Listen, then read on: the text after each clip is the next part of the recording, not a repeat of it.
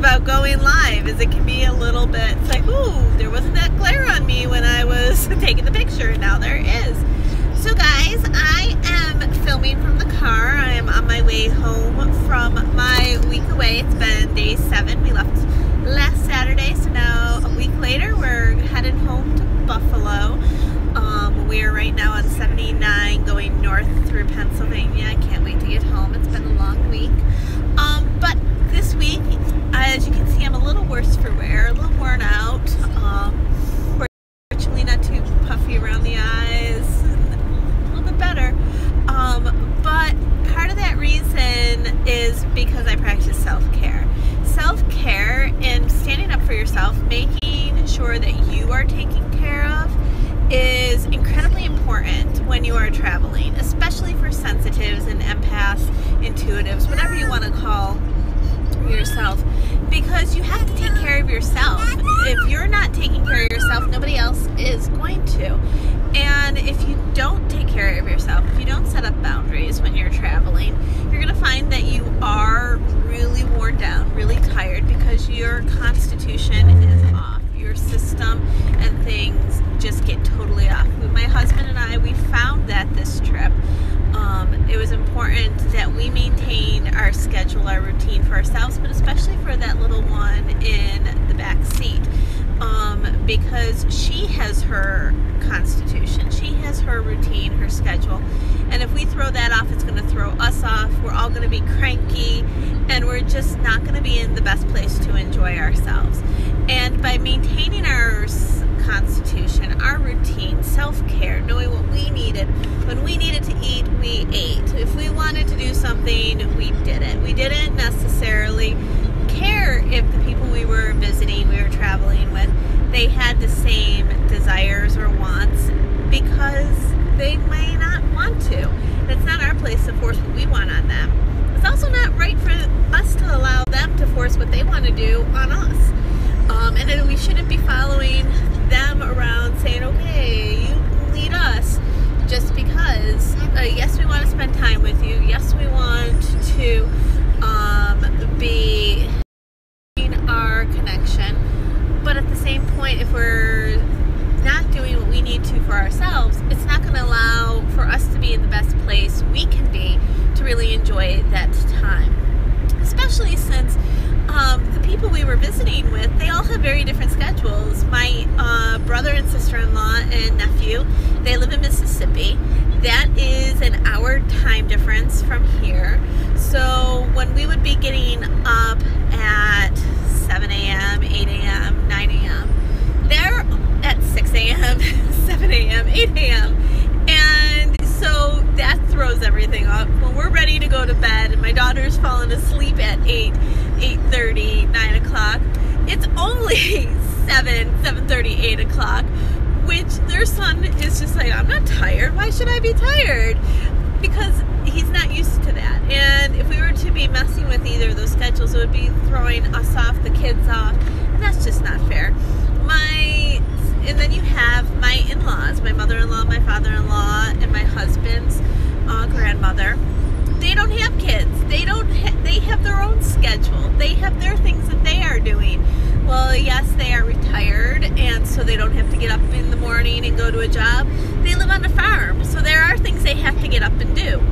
If we were to be throwing that off, it's going to be throwing their whole schedule off, and that's just not fair to anybody.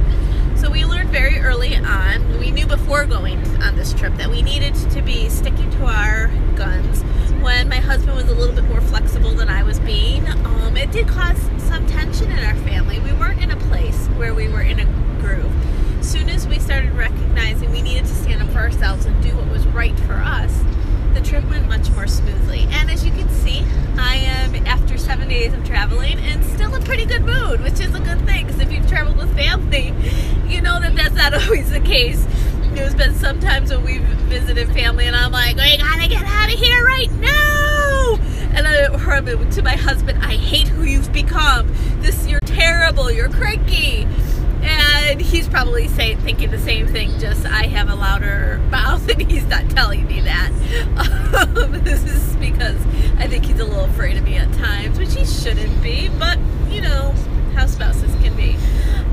So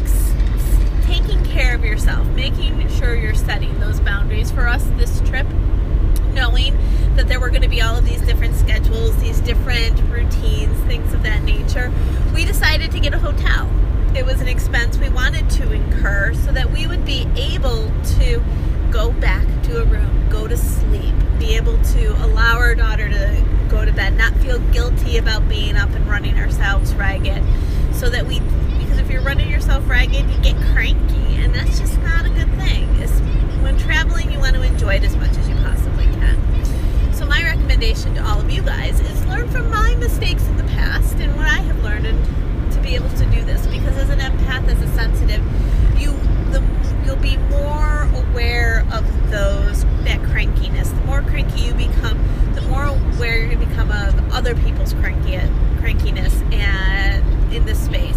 And if you're cranky, the people you're visiting with, the people around you, even if they're not people who are family members, like my in-laws we were visiting with, it can just got very bright. Sorry about that. Sorry as I'm moving this around. That's a little better. Sorry. Glares going everywhere. Not quite. It's a little bit hard traveling right in there. That's a little better. Put a hat up. It still gets. Sorry, you got this huge glare on my face. Right in there. If it was up a little, I think it might help. Like, yeah, there we go. That's a little better. Sorry, guys. A little rough and a little for the footage today. But I hope you're enjoying the message. But even if it is the servers that you're cranky with, the hotel staff, they're going to be feeling it, and you're going to be feeling it as well. And that just does not make for a good trip. My second word of advice from what we learned: don't try to squeeze as much in as you possibly can. Limit yourself, because if you try to squeeze everything into a day, you're not going to have fun, and it's not going to be an enjoyable visit or trip whatsoever. And you're not going to you're going to be tired and not as happy on your way home, and that's when you need a vacation from your vacation. And while I'm sure I'll sleep in tomorrow, I'm sure tomorrow I'm going to be up and at 'em doing things around the house before I get back to work on Monday. So guys, I'm going to wrap this up because I am rambling and you're probably sick of hearing from me. But this is Veda Day. I've been on vacation. I don't even know what day we are. Maybe 5. I hope you enjoy. So be tuning into Facebook. Be tuning into YouTube, because I will be filming on both.